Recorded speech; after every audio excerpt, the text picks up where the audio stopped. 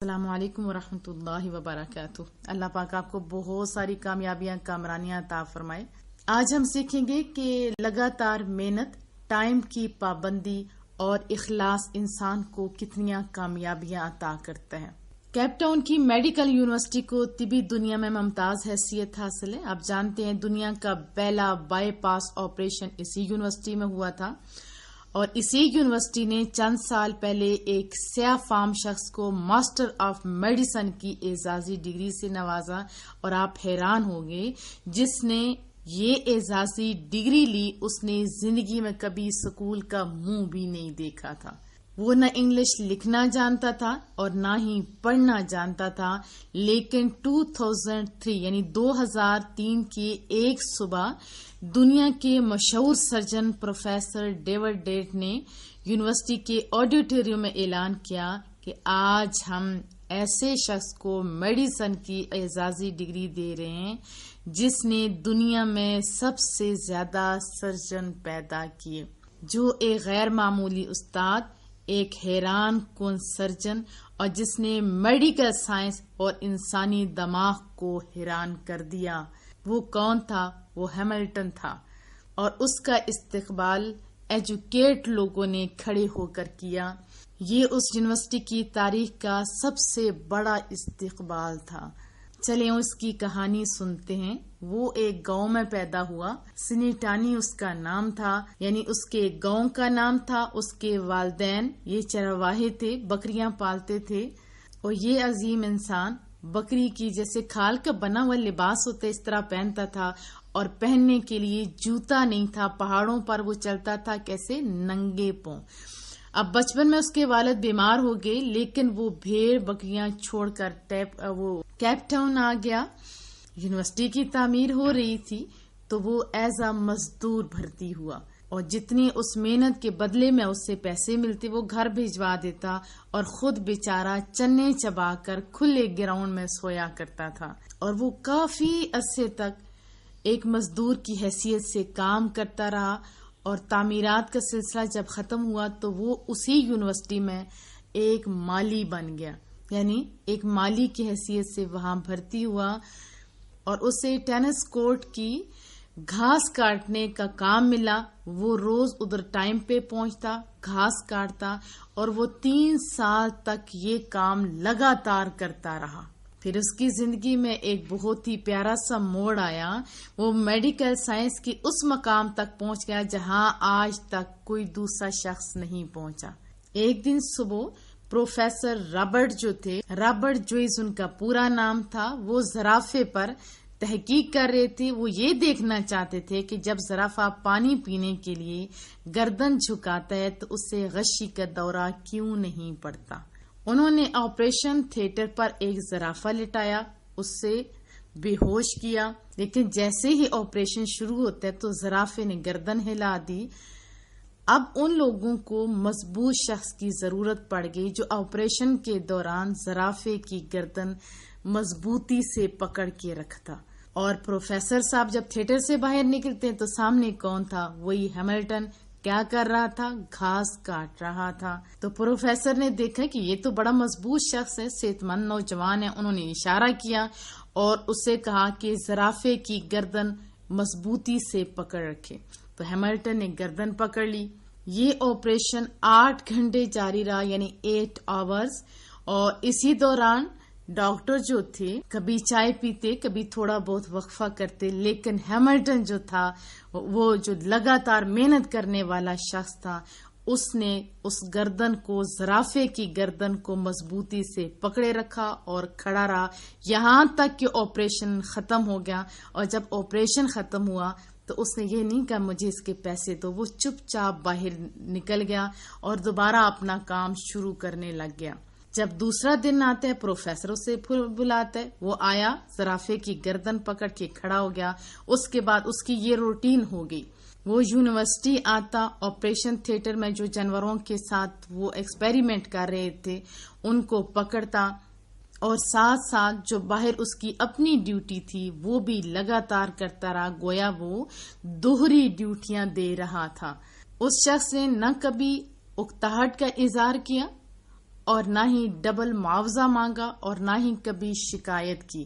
Professor صاحب جو Robert جوز تھے وہ تو زیادہ ہی ان کے اخلاص سے متاثر ہو گئے، اس نے اسے مالی سے لیب اسسٹنٹ بنا دیا۔ اب ہیملٹن کی تو پروموشن ہوگی، ترقی ہوگی، وہ اب یونیورسٹی آتا، آپریشن تھیٹر پہنچتا اور سرجنوں کی مدد کرتا۔ یہ بھی سلسلہ کافی ٹائم تک جاری رہا۔ پھر 1958 میں اس کی زندگی میں ایک اور اہم موڑ آیا۔ اس سال ڈاکٹر برنارڈ یونیورسٹی آئے اور انہوں نے دل کی جو منتقلی کے آپریشن شروع کر دیے۔ اب ہیملٹن جو تھا وہ اس کا اسسٹنٹ بن گیا۔ وہ ڈاکٹر برنارڈ کے کام کو بڑے دھیان سے دیکھتا تھا، وہ بڑے ہی دھیان سے دیکھتا تھا۔ ان آپریشنوں کے دوران وہ اسسٹنٹ سے ایڈیشنل سرجن بن گیا۔ اب ڈاکٹرز اور جب آپریشن کرتے اور آپریشن کے بعد اس سے ایک اور ڈیوٹی دے دی، کیا ٹانکے لگانے کا جو ڈیوٹی تھی وہ اس کو دے دی۔ اس نے بھی وہ جو ڈیوٹی تھی بڑے ہی اچھے طریقے سے کی، بہت زبردست ٹانکے لگانے لگا اور اس کی انگلیوں میں صفائی بھی اور تیزی بھی تھی۔ اور یہاں تک بھی لکھا جاتا ہے کہ ایک دن میں وہ 50 لوگوں کے ٹانکے بھی لگا لیتا تھا۔ اب وہ تھیٹر میں کام کرنے کی وجہ سے وہ سرجنوں سے زیادہ انسانی جسم کو سمجھنے لگا۔ بڑے ڈاکٹروں نے اسے ایک اور ڈیوٹی بھی دے دی، وہ یہ کہ جونیئر ڈاکٹروں کو وہ سکھانے لگا، آپریشن کی ٹیکنیک سکھانے لگا۔ آہستہ آہستہ وہ یونیورسٹی کی اہم ترین شخصیت بن گیا۔ وہ میڈیکل سائنس کی اصطلاحات سے ناواقف تھا، لیکن وہ دنیا کے بڑے سے بڑے سرجن سے بہتر سرجن تھا۔ اس کی وجہ کیا تھی کہ اس نے پریکٹس زیادہ کی تھی، اور practice make a man perfect. اب 1970 میں اس کی زندگی میں تیسرا موڑ آتا ہے۔ اس سال جگر پر تحقیق شروع ہوئی تو اس نے آپریشن کے دوران جگر کی ایک ایسی وین کی، ایک ایسی شریان کی نشاندہی کر دی جس کی وجہ سے لیور کی، جگر کی منتقلی آسان ہوگی۔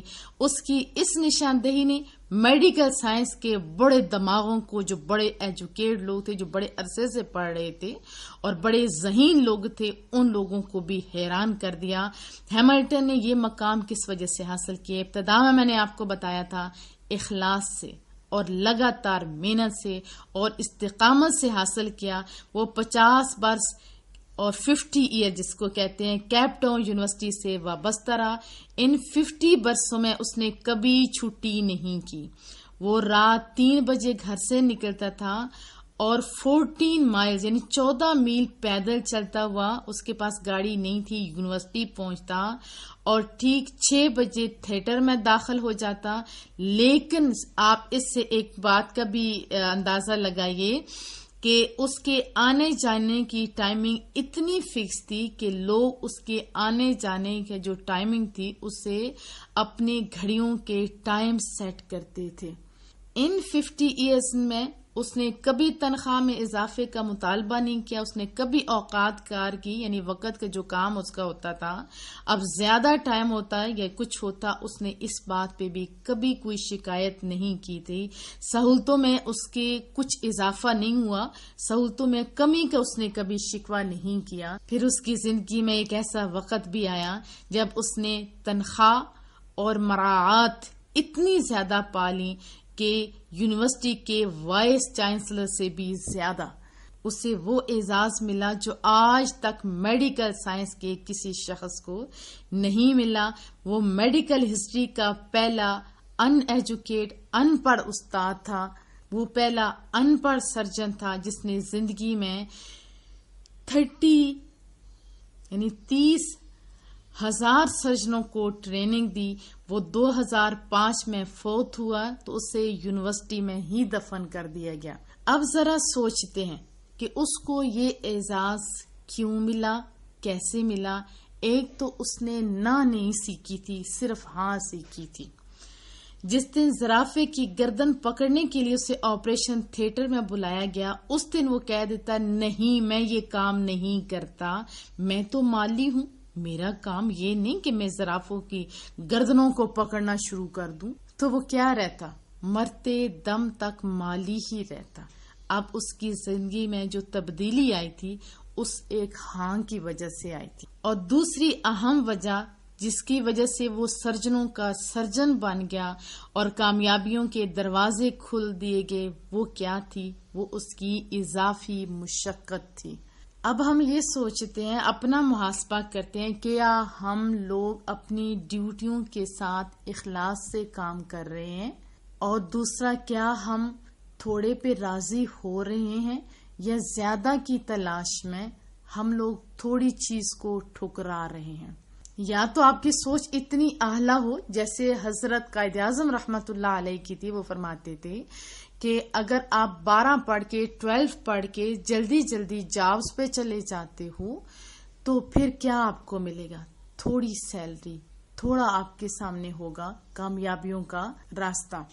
اور وہ یہ کہتے تھے کہ 12 کے بجائے 14 پڑھ لو، تو جو آپ 12 پڑھ کے کافی عرصے تک کماتے رہیں گے تو 12 پڑھ کے اگر آپ یعنی 2 سال کے گیپ کے بعد اب اگر آپ اچھی جابز پہ چلے جاتے ہو تو پھر آپ جو 10 سالوں میں ادھر 12 پڑھ کے کماتے، ابھی وہ 2 سالوں میں آپ کا کور ہو جائے گا. یہ اگر ہو تو یہ تو اچھی بات ہے. لیکن اگر آپ کو جاب نہیں مل رہی اور بہت سارے جیسے میرے پاس میسیجز آتے ہیں کہ مایوسی کی طرف نوجوان جا رہے ہیں. آپ کو پتہ ہے کہ رب ذوالجلال فرماتے ہیں لا تقنطوا من رحمت اللہ. ایک مومن اور مایوسی کی طرف ایک جاب کی وجہ سے یہ بہت ہی غلط طریقہ ہے. آپ جاب کی تلاش ضرور کریں لیکن آپ کی توجہ زیادہ کام کی طرف ہونی چاہیے. اور بہت سارے ایسے لوگ ہیں جو کام کریں اور پھر بھی میسیجز آتے ہیں. اور آپ کو میں کہوں گی کہ آپ اپنا محاسبہ کریں. کیا آپ لگاتار محنت کر رہے ہیں؟ کیا آپ ٹائم کی پابندی کر رہے ہیں؟ اگر آپ ٹائم کی پابندی کر رہے ہیں، کوئی بھی کام آپ چھوٹا سمجھ کے نہیں بلکہ کام سمجھ کے کر رہے ہیں، تو یقین مانیے کہ کبھی آپ کو ناکامی نہیں ہو سکتی. بلکہ میں تو یہ کہوں گی کہ کوئی بھی چیز آپ کو کامیاب ہونے سے روک نہیں سکتی، کوئی رکاوٹ آپ کو روک نہیں سکتی. ہیملٹن نے اسی راز کو پایا تھا. اس نے جاب کی بجائے کام کو فوقیت دی تھی. اس لگاتار محنت اخلاص کی وجہ سے میڈیکل سائنس کی تاریخ اس نے بدل کر رکھ دی. آپ سوچیں اگر وہ سرجن کے طور پہ اپلائی کرتا تو کیا وہ سرجن بن سکتا تھا؟ نہیں. لیکن اس نے کیا کیا؟ تھیٹر میں کام کیا لیکن اس نے اپنے اصلی کام کو نہیں چھوڑا جب تک کہ اس کی پروموشن نہیں ہوئی. ہمارے بہت سارے لوگ ہیں چھوٹا کام کرتے ہوئے اپنی توہین سمجھتے ہیں. ہم تو مسلمان ہیں.